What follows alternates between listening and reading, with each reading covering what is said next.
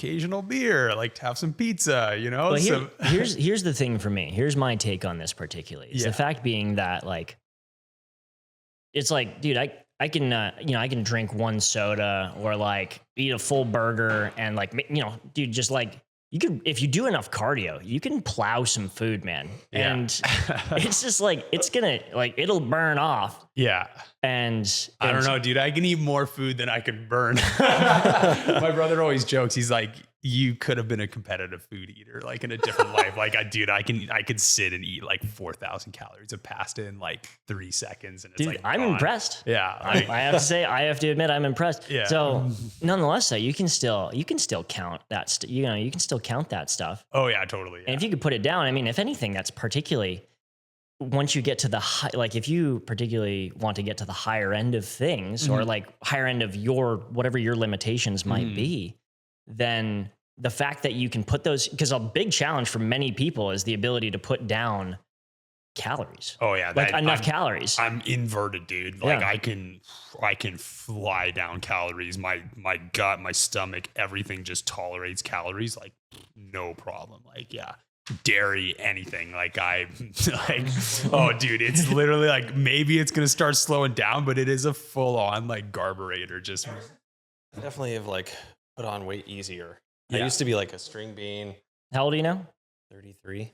It's just called turning 30. I think so. Dude. Okay, well, 30 and my accident at the same time. No, I think the 30 thing is a real one though. Like 20 to 25 is not the same thing as 30. Like things start to change and like you don't have the leeway you once did, you know? And you're like, I need recovery days. Yeah. What are you talking about? I can't eat 3 cheeseburgers on rest days. Like, you know, like dude, I ordered a whole pizza and I really wanted to eat it. Yeah. I'm forced into recovery by just like complete inability to walk in the morning. Just like, I can't climb today. It was funny. Like this morning, like I was watching him go down the stairs and I have the same thing. Cause like, you know, from us breaking our ankles, like they're really stiff and you can't get enough like dorsiflexion out of them in the morning. And so Kyle's like wobbling down the stairs like a penguin. And like, I do the same thing in the morning. And I was just like having a good laugh, like chirping him, you know what I mean? And it's funny. If you look at like the handrails of my stairs, they're all like gucked up with like all my hands like sliding down, like getting myself down in the morning. The grease. The grease. It's like, I can go for a 20-hour day in the mountains, but you know, you give me a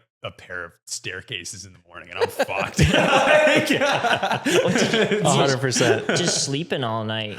Yeah, it just stiffens up. Immobility. Totally. Do you guys do mobility exercises prior to going to bed then? I don't know. Yeah. All right, settle down there, Satan.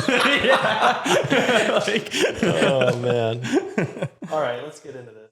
Real quick before I slaughter this. Before we start, another thing to possibly think about, talk to your doctor about it. It's kind of like a thought about it is like, well, you would probably know going to exercise science is like, would compression socks help at all when it comes to keeping blood flow going so that you guys don't stiffen up as much? When you sleep, you mean? Yeah. Possibly, for sure. Also, I know like if I go on ketogenic or carnivore diet, like that's really well known for like arthritis to clear up really well. So like my ankle mobility will go through the roof. But then the problem is you don't have enough carbohydrate in your diet. So like your performance, depending on what you're doing, kind of that's recedes, all right. You know, so eat as many calories as you possibly can. You know, you're like, give and take. So no, I just think it's like kind of the inevitability of the injury and the stiffness of it and stuff. And definitely if you're smart, you're not having too many unhealthy things because that also affects like inflammation. You're doing a lot of mobility stuff.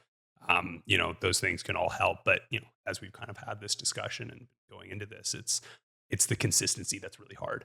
Hey, I just finished a long day of training. I worked earlier. I'm exhausted. I get to bed. Am I going to wrap my ankle in a Rogue Fitness compression band and like just sit there and grind out like dorsiflexion and pain? I'm like, oh yeah, I'll be in bed. Don't worry. Like a babe will be there in a sec. You know, it's like the answer is yes. Yeah. You might be able to do that a couple days a week or something, but to do that like 5-7 days a week, it's very taxing. It requires a lot. And I'm not saying it's impossible, but I'm saying like there's these transitory periods of like, at least for me, where I'm hyper successful or really consistent. Mhm. And then and then a week I'm just like falling apart at the brim. You know what I mean? Hey, Max, if you have a better perspective on life. Yeah, exactly. Maybe. I always hoped that my activity in the mountains and my fitness in general would keep me in the progress to healing.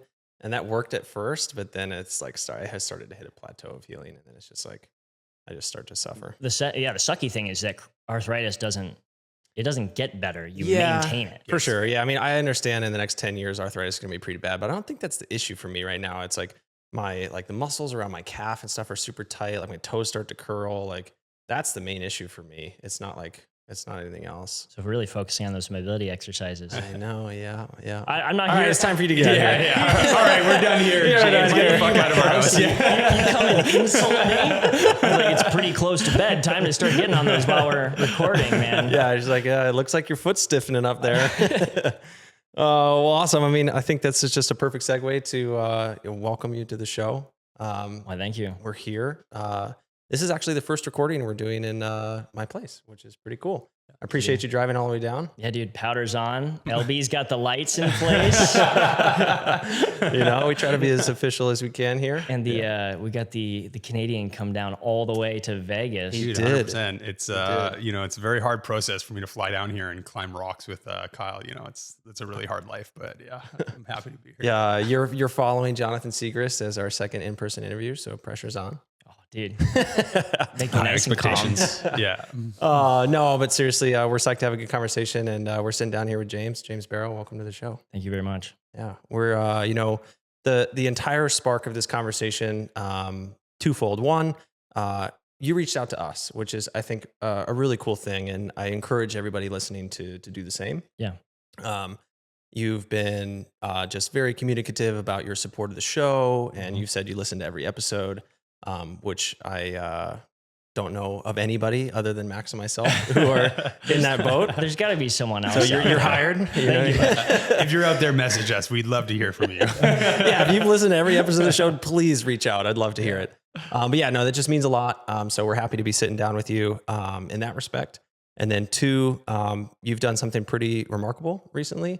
Forgive me if I botch the name of this accomplishment, but the Complete Towers Virgin Traverse. Yeah, the complete traverse to the Towers of the Virgin.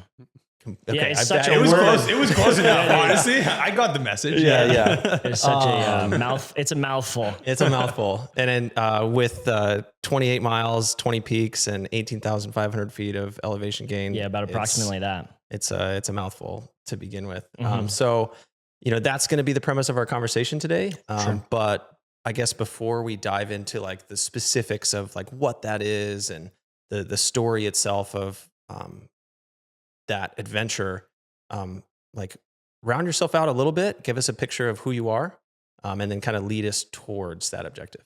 For sure. I'm a 27-year-old guy. I have one kid and a wife. I've been married for about almost, 4.5 years now. Awesome, man. Congrats. Work a full-time job. I'm just like the climbing majority. Yeah. And nonetheless, though, in my off time, I get out and I climb various really chossy peaks, and it's just a weird passion of mine. And I guess the only other thing to note is the other thing that takes up my time mostly is either training or being an electrician as the full-time gig.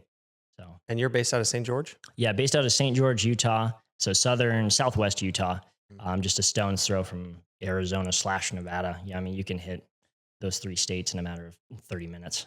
But you've spent most of your time in Zion as a climber. So as climbing for the last, almost 7 years, with about a year and a half hiatus in there, near the beginning. Most of that has been spent in Zion National Park. Probably, I would say a good 95% of it has been spent in that park, really kind of like having some passion projects and, getting deep and dirty in the grit and bush. So, very cool. Mm-hmm. So like in terms of objectives, in terms of like getting us to, this Virgin Traverse, what was like the first step in your eyes? Like what objective was your first step towards like accomplishing something like this?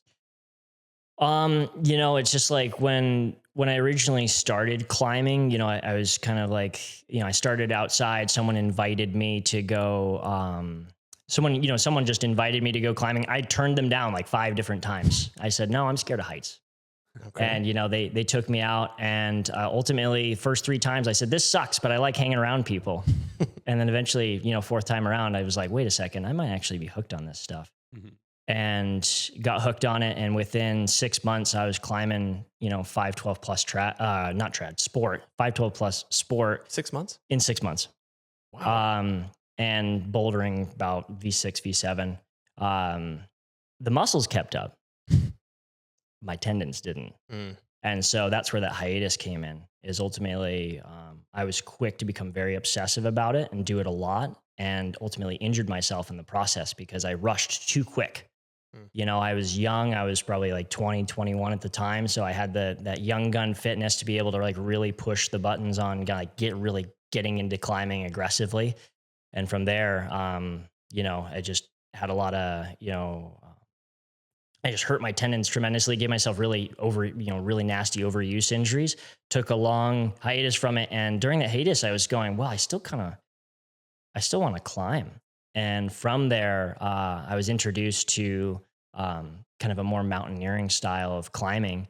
And so I started, there's an individual named Don Gilman. He's an older guy. He's probably in I think he's coming up in his mid 50s now, but he kind of took me under his wing and started bringing me up these like random low 5th / kind of moderate 5th class peaks, kind of just showing me the reins of like, look at what else there is to find here, and like, look at these, places like, up in the Pacific Northwest and Alaska, and, like, look what you can do. That's not just, climbing single pitch sport. And I was like, wow, this is what adventure is. And I got hooked on the adventure because I could still go out and climb while also still not really stressing out the injuries that I had done to myself. And so, it's like, though I'm not climbing hard, I'm still getting the same, excitement that I was particularly getting from, going through the process of hard bouldering and sport climbing. And so through the process of that, I just kind of started getting hooked on peaks. And from there, I started looking at going, okay, well, how many peaks are there in this park? I'd done like 3 or 4 around the surrounding area. I did something, just like easier ones like Red Butte, Tabernacle Dome, Zion Butte, Smithsonian's Butte, just kind of like the surrounding, just like low 5th stuff. And then from there, I started going, well, what is there to do? And I started kind of getting a count on the peaks, and I started directing my attention towards specifically starting to kind of create a tick list for myself.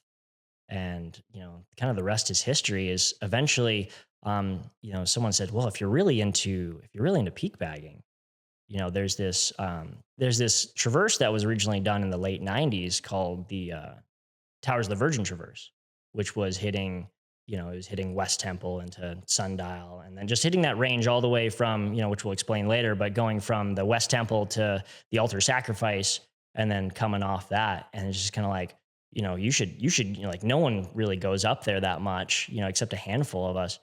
And you should go up. If you really want to do some real peak bagging design, that's the place to go. And I said, sick. And then I saw the extended line of it, and I started going, well, I started talking to the people that did the extended line, which was Mike Dunn and Arthur Halitska. I was talking to Mike Dunn about it and getting all of his information. And then I talked to Dan Stye, which was one of the first ascensionists back in the late 90s that did a lot of these.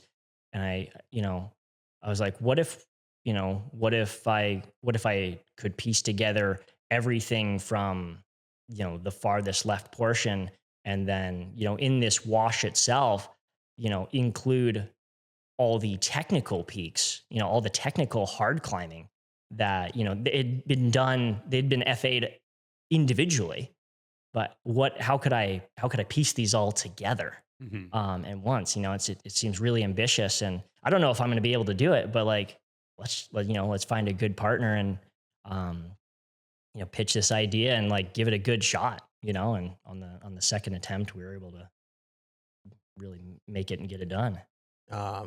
I'd like to circle back a little bit towards just like your rapid progression. 6 months, 512. I mean, to my knowledge, it's pretty quick. Yeah. What would you attribute that to? Like, do you consider yourself a naturally gifted climber? Not a chance. No. No, I'm naturally light. Mm. Yeah, I'm only, like I said, I'm only 135 pounds. It's really, if someone wants to try to outdo me in pull-ups, it's like I don't, that's something that comes easy when it comes to climbing because I don't weigh that much. Gravity's not really fighting me the same way it is like Us. you tall guys. The big boys. I'm more. Yeah, we're like 500 pounds between the two of us with a full rack. I'm truly more impressed when someone that is of taller stature or heavier stature climbs things that I also can climb. For sure. I think that the weight plays a huge factor. And that's something that I personally learned in my injury. It's like, okay, actually, I'm kind of huge. Like I need to not trust micro nuts. I need to be a little more sus on this like small gear. It was like kind of a revelation for me. Yeah. And so when it comes to climbing, it's just kind of like, okay, my muscles don't have to train that hard to pull up that much weight. And so it's just like, I just had, it's the reason why comp kids come and crush your projects. It's just like, dude, they weigh as much as a bag of feathers do. Exactly. And that's the reason why they can climb these hard things. And they just walk it. Exactly. And so it's just like, talented, but of course, like that. Plus they're tremendously talented, but that plays a very strong role in why they're able to progress at such an amazing level is like, that's a huge factor. And I think that just played into my factor. It's just like using what I was genetically given, it allowed me to be able to progress quicker than maybe some have been able to do so, but at the detriment of my tendons in the case. Cause my tendons probably, aside from people like Chris Sharma, which were climbing 514 in like the first 2 years, Yeah.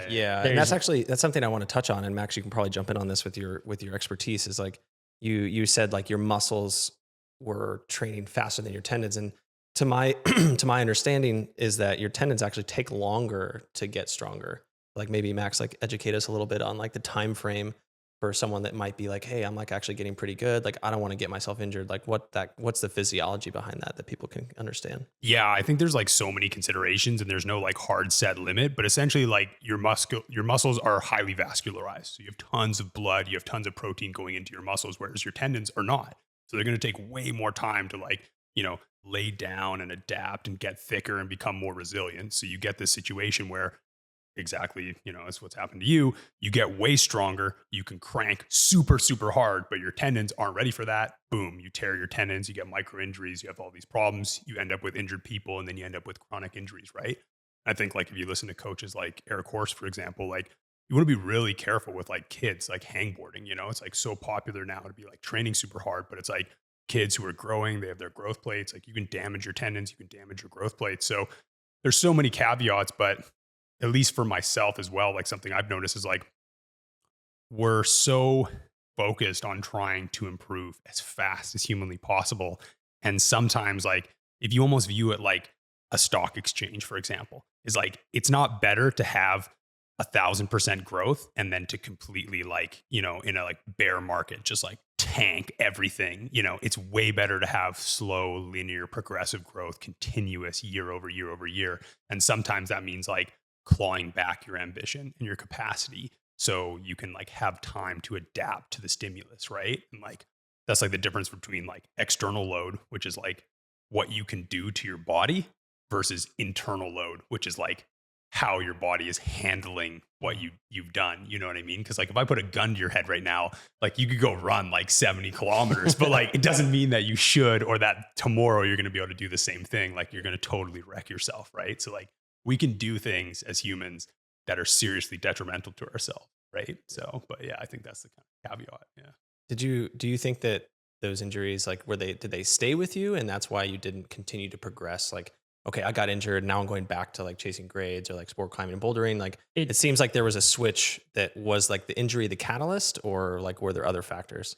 It transitioned me into trad climbing. So I almost, I sport climb a little bit now. But, that's like my 10%, I only pretty much trad climb. When it comes to rocks, I pretty much only trad climb these days because it really puts a much lower load on the tendons that I still to this day have struggle with, just like you guys have, like those continuous ankle issues for the rest of my life. Ultimately, I'll have some type of nagging elbow issues. And that's just from the initial injuries that you had? That is. I'm just laughing because I was going to say, it's like, that's it. Like boulder, hurt your fingers, sport climb, hurt your fingers and your wrists. Then you can go to crack climbing to then hurt your elbows to then you transition to mountaineering because you can no longer do all three. It's like you just slowly fuck yourself into like different sports and you're like, I love mountaineering all of a sudden. Just like haggardly getting to the top. Exactly. I can still do something. It's like arms are in 2 slings. He's just like running up mountains.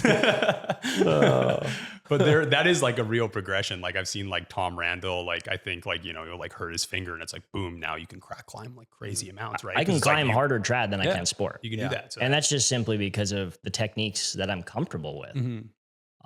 So yeah. Yeah. On that note, you have done a couple like spicy trad leads. Yeah. Leading up to kind of like, I'm trying to round you out a little bit to our audience in terms of like who you are and kind of your experience. So for sure.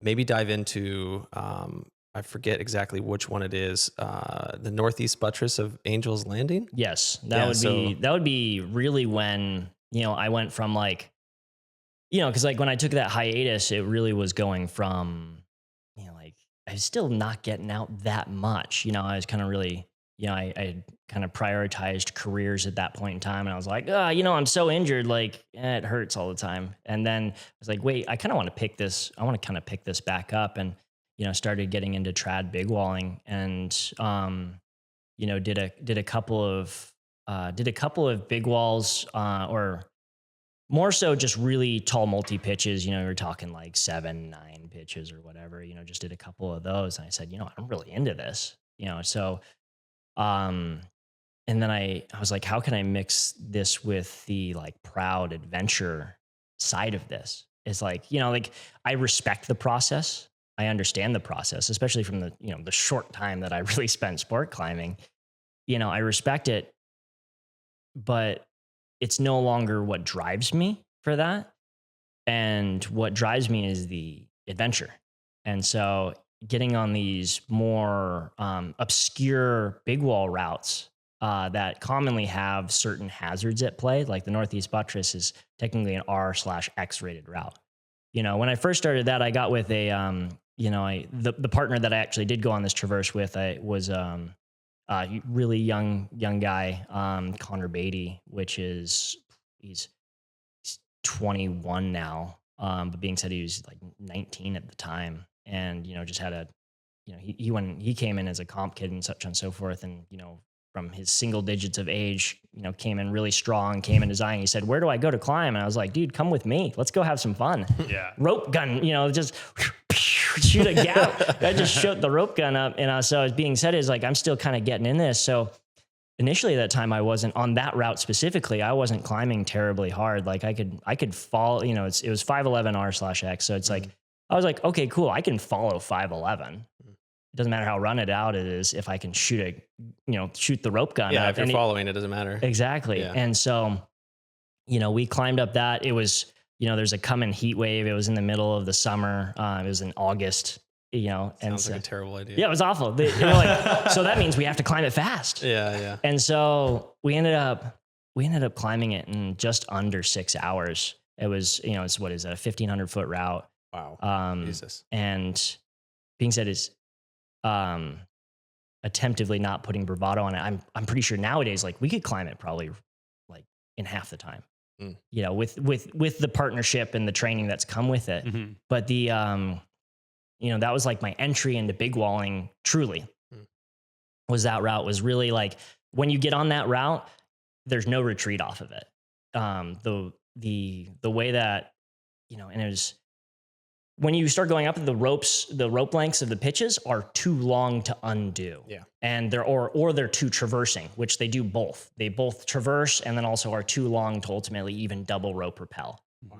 And so, with that in play, it's just kind of like, I know I'm being really long-winded on this front, is being said is that was kind of the introduction of like, I really need to push my trad grades to really unlock, like national parks tend to just have really stout grading. So it's just like, I'm really locking myself away by not being physically stronger to take on these adventurous walls. Did you follow up the entire climb for that one, or did you leave? That one specifically, okay. I did follow up that one specifically, but I've done since, weirdly enough, it's just like primarily since, it's just like majority of the climbing that I've done, when you seek adventure, it tends to come out, it comes with runouts.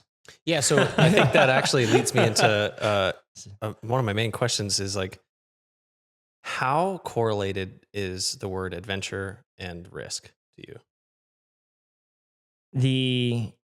If I was to take it off of what I've said so far on the mic, I'd say they're very correlated. How do you feel personally?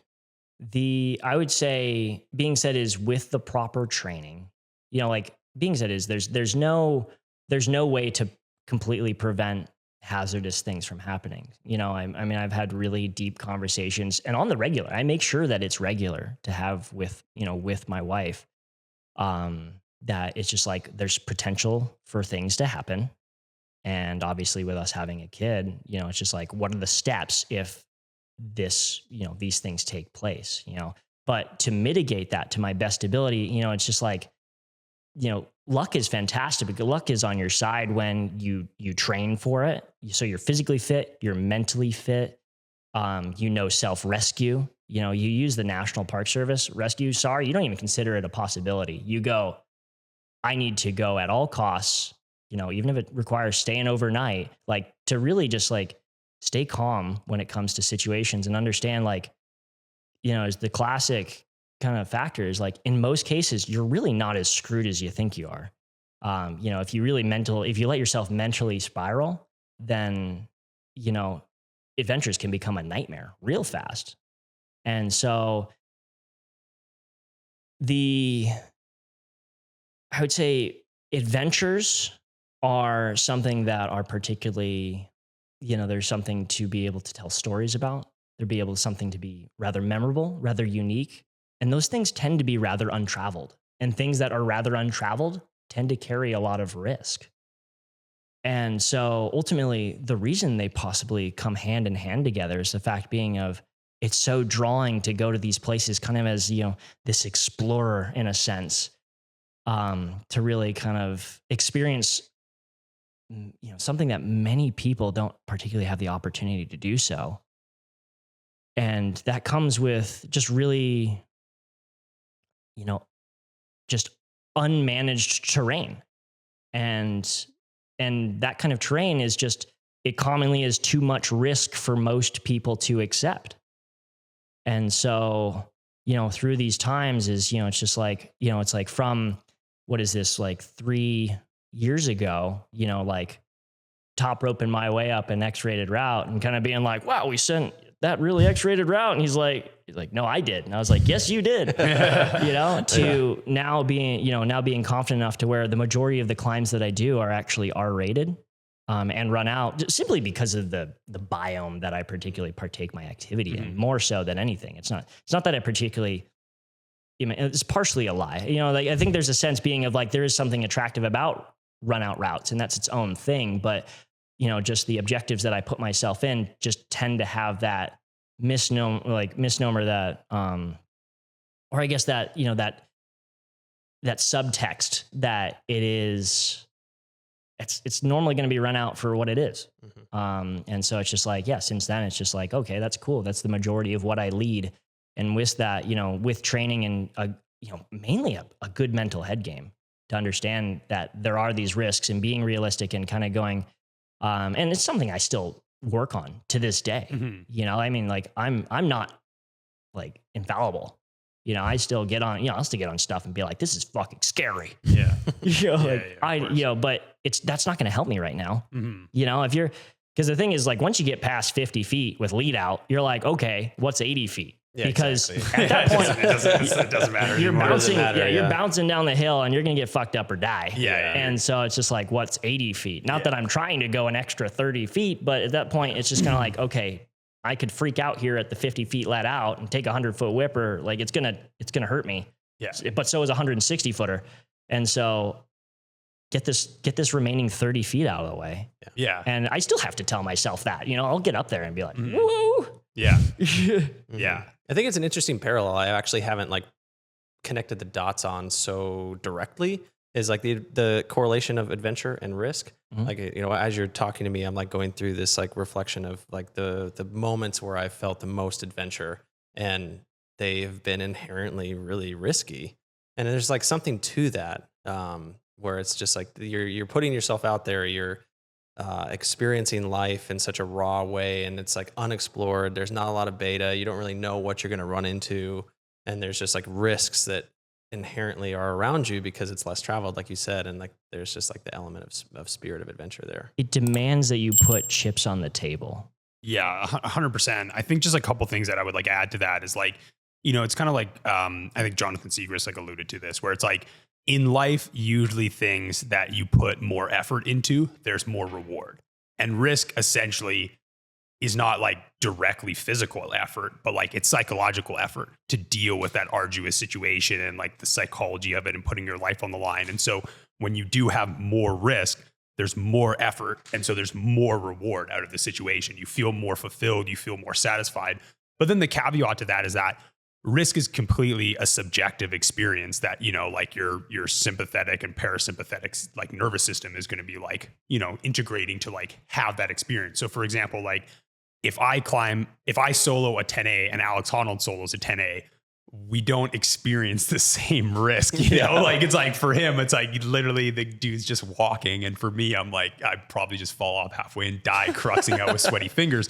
But so the point I'm saying though, is like on some level, you might have an individual who could be listening to the audience, or like, I would probably adhere to this point of view where like, like maybe prior to my accident, I was like really interested in taking on more risk and doing more things. But like now, because of like my circumstances and my situation and the way my nervous system is responding to risk, I need much less risk to feel the same sense of adventure. And I'm okay with that. Like, it's like A, like a reality, and B, it's like, yeah, like there's some things where like, of course I go watch the Alpinist or 14 Peaks or Free Solo. And like, I want to be doing like, harder things and pushing myself in my ability. But the reality is like, I can go out for like, a easy 10A or 5.9 multi-pitch. And, I'm feeling the spice and cruxing out, and like at the end of it, feeling very fulfilled and happy that I challenged myself. Right. So like all these things are relative to the individual and to what you're looking for. Right. Which is something that just like, I would definitely like caveat in this situation, is that different people have different needs. Right. But ultimately I do think that pathway of saying that like, effort, and reward are like in tandem with one another. And risk is just another definition of effort. It's just psychological. It's not how many pull-ups could I do? It's how much stimulation can you deal with psychologically and keep cool and perform well, right? And how aware of the real risk are you actually like aware of? Yeah. Like I think like for you kind of just alluded to is like before your accident, and now it's like, well, you are staunchly aware of the consequences of failure, and you're still performing with that information in your brain. And so like just like you said, like I think that's just it's an interesting thing that I've learned is like pre and post accident, like different headspace. Like yeah. The reality of like what can go wrong is so much more real. I think the difference is not like, I wouldn't say that like, for example, Alex Honnold or like James yourself, like I wouldn't say that you're not aware of the risks. I would say the difference is that like, I can no longer dissociate the risk when I'm dealing with it. Like you're talking about that leveled head game, or it makes me think of the Alpinist. Like there's a scene where John Mark's doing that like traverse on Serratore, I think it is. And he's talking, he's like, well, like right now, like I could just fall apart because it's horrible and really scary, or like I can just breathe and stay calm and get it together. And it's like, when I'm in that situation, like I can say that, but then like, I don't do that. Like I just, like I like viscerally go back to myself falling before my impact and like almost dying, and like I like tense up and I'm over gripping and my hands are sweaty, and it's like getting out of that pattern is something that I'm really struggling with in my life. It's an interesting like path to just chase down. But I'm wondering for yourself, like what is your kind of like your like subjective experience, like let's say the night before, you're going to go do a climb that you're really excited to do, but that's going to be really risky and scary. Like, Are you scared? Are you nervous? Are you kept up? Are you meditating in the morning, the night before? Like, what is your process to kind of like prime yourself, like viscerally and cerebrally for that experience? I could approach that in a second. One thing I do want to approach, just to tie, like put a bow on that last thing you were talking about, is, it's kind of a funny irony itself. And I think it is, mental training is almost kind of a, almost kind of a way to introduce that hardening to, like ignorance is the wrong word, desensitization to risk. Because I'll jump on something that seems extremely, or maybe is really risky to many people, but at the same time, I can jump on a really like safe sport climb that's overhanging, has some exposure, and I'm terrified. There's most people that are taking like, they're like, dude, you're like a foot above the bolt. And I'm like, I'm tweaking out right now. And it's because I'm not mentally trained and not as physically trained when it comes to harder sport climbing. So when I jump on a hard 11 or like a low 12, when I go climbing on sport, then I'm much more uncomfortable and out of my element. And so therefore I'm much more sensitive to that risk, even though I'm in a much safer environment, and almost extreme, like just in a much safer environment to where if I took the fall, it's perfectly fine. But I'm slightly on overdrive going, I'm about to take a 4-foot whip. I'm going to die. And nothing's going to happen. And I can tell myself that nothing's going to happen to me, or very unlikely that it's going to happen to me. And because I haven't particularly trained a lot in that environment, I find myself in certain safe climbing environments, especially on overhangs. Weird weakness of mine is exposure. Ironically, like when I'm on the side of a cliff, like if I feel like I'm standing strong, like not a problem. But when it comes to being on overhangs where I can feel gravity really pulling on me, I can feel myself being pretty concerned about my location, even though the risk is extremely lower. And so because I've trained in this environment, but not in this environment, ultimately, it's like I'm not desensitized to the risk of sport climbing, but I am more so desensitized from training in the realm of runout slab climbing. Yeah. It's a sense of familiarity. Yeah, and, very much so. Exposure of being in a certain environment. And so, I think many, look at, adventure climbers as like these really desensitized people that like, they can logically look at risk and like, all forms of, a lot of forms of climbing are, you can rationalize all of it and not be scared, especially in the safe climbing. But I almost never do it. So it's pretty scary to me. I'll still go out and do it. And like, I know that I can rationally put it together, and like, I will push myself to take falls nowadays. But it's not my MO to go out and, I'm not going to inherently feel comfortable on that. I think to kind of like back up Max's question here, like in terms of how you process the risk and how you prepare for something that might be risky if you're going out, like in tandem with that, do you have a injury or a close call that might feed fear or feed this kind of process that you might have to go through before you go on an objective? Yeah, I mean, I've taken a couple of dinger slab falls. Thankfully, broken no bones. And like I said, usually there's a lot of bushes in the way, so you just get scratched to shit. But specifically, one of the closer calls, and we'll talk about a closer call later as we're talking on the Traverse. That was probably one of my closest calls. But early in my climbing endeavors, when I was really obsessed with pushing grades, I was really a grade pusher, just in the early, getting obsessed with that in the first 6 months of climbing. It's hot and sweaty in the desert. And it's, it was pushing about 100, and even 511s are really hard when it's slimy, and we're climbing on basalt. I pulled out rope, to clip, just a little bit to the, I had slightly gone off route. I pulled out that, that extra 4 or 5 feet that your arm gives you. And I blew the clip. My hand slipped right off the rock, and I took like near a 30-foot fall. And the problem with that was the fact being that the climb was only 35 feet tall. And so I took a whip, and thankfully the dude, thankfully my belayer was fantastic and absolutely just ran off the ledge behind me. Yeah. Otherwise I probably would have hit the ground, and I probably wouldn't be having the conversation with you guys right now. Cause I probably wouldn't be climbing. If I lived, I probably wouldn't be a climber.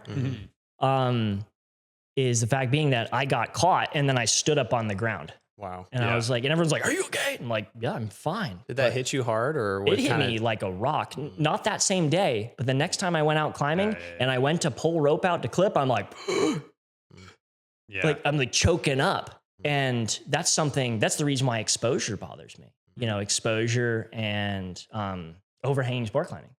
You look back on there's weird little those weird little things that kind of like nag in your head, telling you like, you're not quite safe. But you'll have the people around you being like, dude, overhang climbing is like the safest thing you've ever done. It's so free hanging falling, like no worries, blow the clip, like skip clips. Yeah.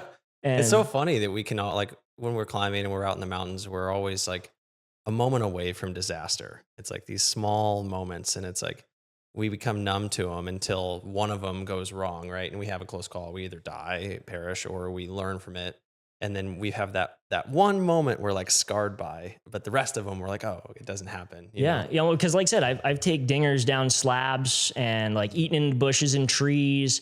Like I said, there was 2 situations on this traverse we'll chat about that were like kind of messed up. But I'm walking away like I'm perfectly fine from those situations. Weirdly enough, maybe they're subconsciously sitting somewhere around in there, but you'll know when they're there when you find yourself in that situation. You're like, fuck. Yeah. Well, yeah. I mean, I think this is a good segue. I think we've kind of rounded you out a little bit in terms of who you are as a climber and kind of how you've gotten to where you are now. Yeah. Bring us to unless you think there's anything else we need to cover, bring us to the traverse. And kind of like just start telling that story, and we'll kind of just start to dive into things as they come up. Yeah. Just so the question doesn't get lost, particularly for me, logistics planning for prepping in the morning. So I look at it, I make sure I know my route. I know what gear I have. I look over what I have, and then, you do it enough, it becomes a quick process. Yeah. I think that also just compounds like a sense of control, right? Yes. It's like you're in control when you're really prepared and everything's ready and planned out, and you've done all the work and the due diligence you need, right? That can give you a sense of control, Mm-hmm. So you control what you can, and then truly enjoy the fact that you can go into an environment and be the thing that's small. Mm-hmm. Be the thing that doesn't control everything. Mm-hmm. I mean, that's one of the most beautiful things about going out to these locations. And that's one of the drawing things about this traverse that we're going to talk about. The fact being is you can go out and maroon yourself out into these, pieces like this environment and just feel small, feel insignificant, and adjust. When you come up on these mountains, people talk about conquering mountains. We don't conquer mountains. Mm-hmm. We go up there and we visit. Yeah. We visit mountains. We don't conquer them. Totally. Because, I can't go up there and live up there. It's like I can go up there for a few minutes, maybe a few hours, maybe a day, say we're, and some mountains you have like seconds. Exactly. Yeah. And to say that I conquered it, that's just not, you're just lying. So I think we kind of talked about like, control and preparation. So, like for yourself here, what was the catalyst for taking on this task? And then also like, maybe if you can like give like the 30,000 foot overview of like, how did you prepare for this? What were the considerations for, the gear you took, the weight of your gear, all of these kind of fine details to set up what it's like to actually take on an objective in a project like this? So, part of the first attempt, was to simply think what we could, let's piece together, like, what do we normally need? What are the routes normally? What is the route beta demand? What can we slim off a little bit? Like, what is our comfort level allow us to just kind of chip a little bit away? Mm-hmm. Like, throw a one away. Maybe we only need one number 2. We need 2 number 2s. Yeah, he texted me on the way down here. He's like, you got triples of like 5 different sizes. Yeah. And so, and so from there is, you look at what those demands are and you go, okay, how can we slim that down just a little bit? We've never been there. Let's let's give it a shot and like not go too light on this. And then on our first attempt, like, let's see how it goes, you know, and then, you know, we'll probably fail. And then we can really hone in from there. But when it comes down to it is, you know, food's a long thing. I'm no professional. Being said is, as an outdoor person, you commonly know what makes you feel good and what makes you feel like crap when you're eating it for 4 days in a row, you know? Yeah. And so, and you're always, you know, you're always packing an extra day or two on that. What were those for you? Like, give me quick calorie estimate per day, and what are your typical go-tos? Yeah. So when we succeeded, we were burning around 3,000 to 4,000 calories a day. We were a wild deficit. Yeah. I was eating a bagel with like half a stick of veggie butter. Yeah. Each morning. And then over the day I would eat like, I just lived off Kind bars, and gummies. And I had like these little pear cups because they're just packed full of sugar. And then, was it Snickers bars? And then just so I'm not like fully carb shotting myself with junk food, you know, I was eating just like that Costco Kirkland jerky, you know, really took me a long way. Just eating strips here and there because you can't eat too many at one time because you're just gut bombing the crap out of yourself if you do. And then really, you haven't seen me eat Kirkland jerky. And then really sending it home at dinner. Yeah. You know, you're settled down. You're not physically pushing yourself, really sending it home at dinner. And what were some of those go-tos for you there? Just like pastaroni dishes, like really quick boil pasta with like spice packets. Nice, yeah.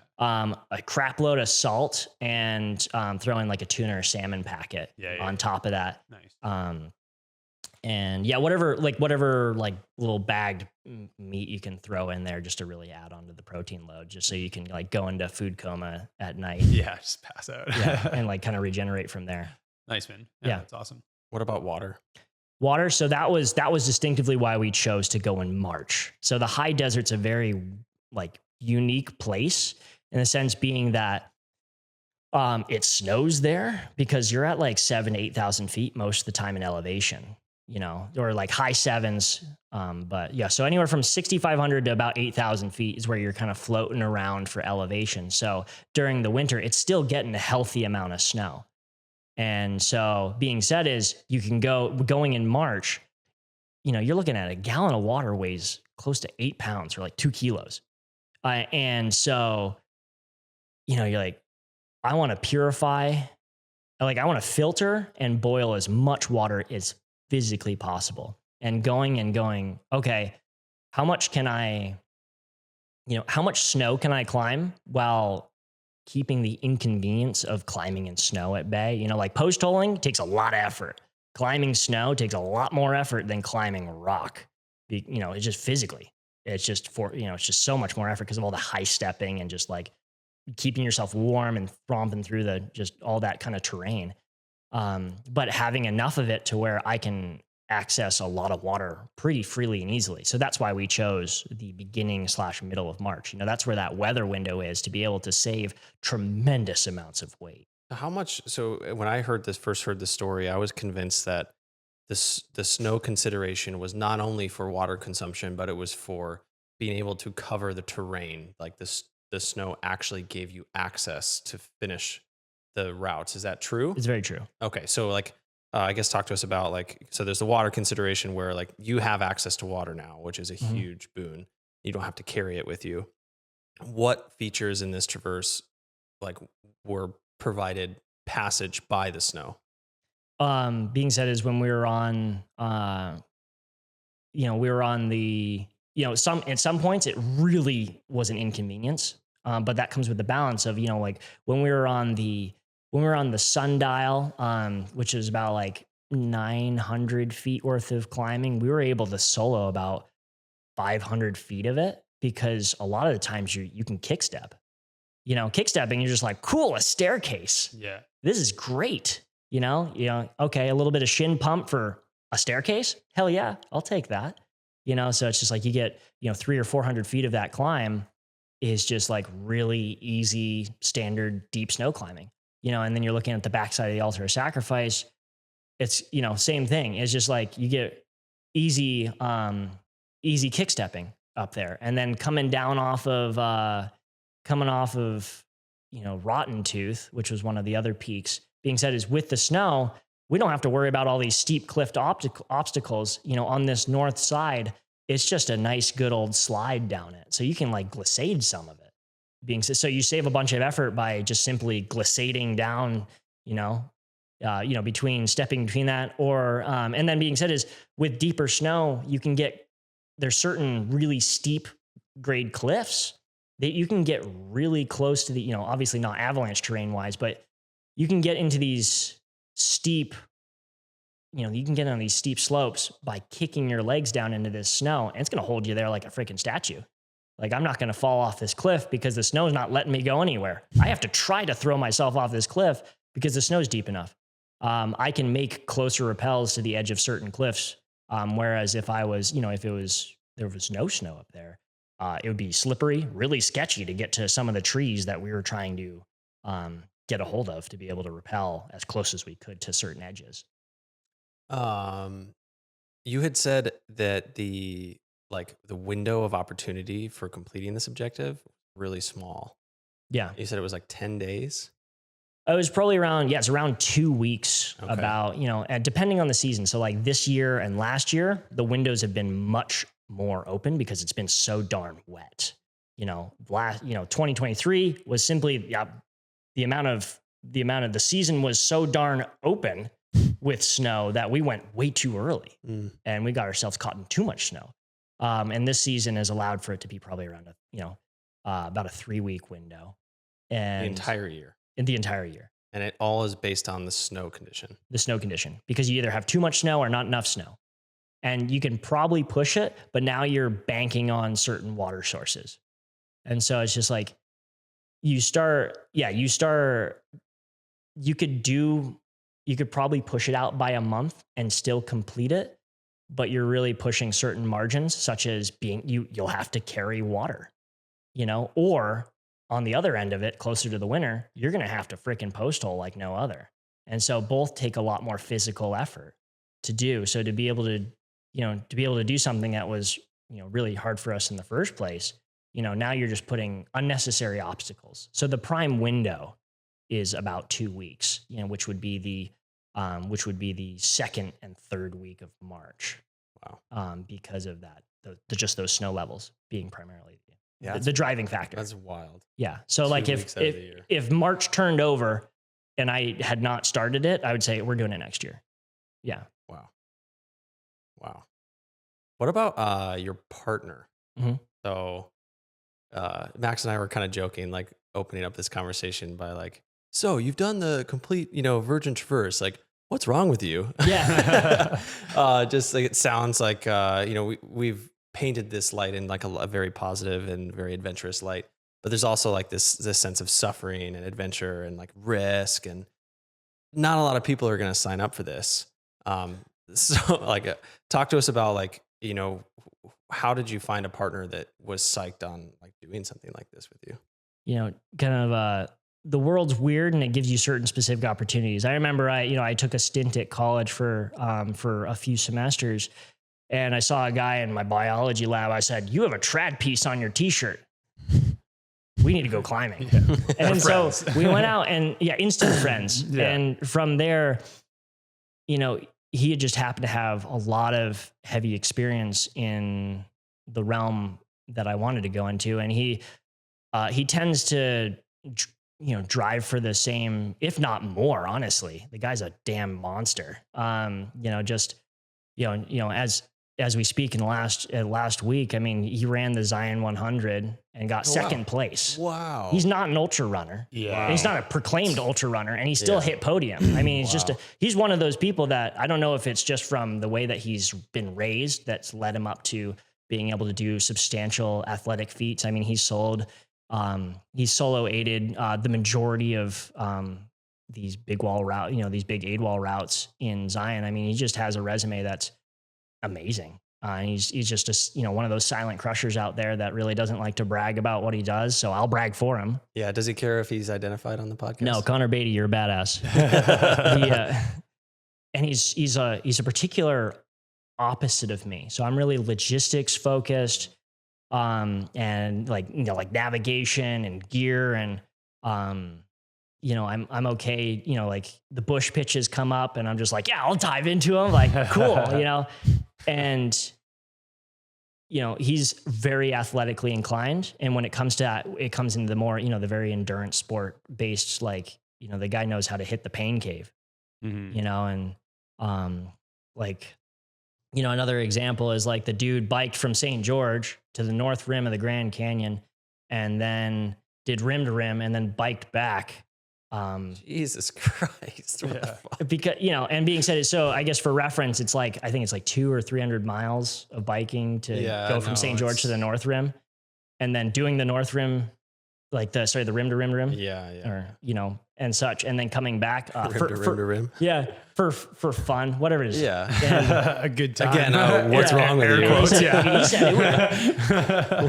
He said it was awful. And I was like, why'd you do it? It's like, I don't know, because I felt compelled. And I was like, that's exactly the partners that you kind of need for, it's just something that, particularly inspires him to take on these endeavors the same way it inspires me. Whatever his reality is when it comes to suffering, I just happen to luckily fall upon him to just, we started hitting big walls. And I told you about like how I didn't like exposure. So the best way to get on exposed walls is to go, what if I was only exposed for 3 hours?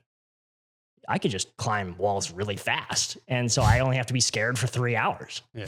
Cool. So and so, I'm tweaking out, but it's not that long. If I could push myself through it, granted it's gotten better since, but he helped me push through that. And so being said is it made a really close partnership through that big walling prior to this trip. And, that endurance sports background that, he built for himself allowed for this to be, him to be like an easy first choice for me to take on this traverse.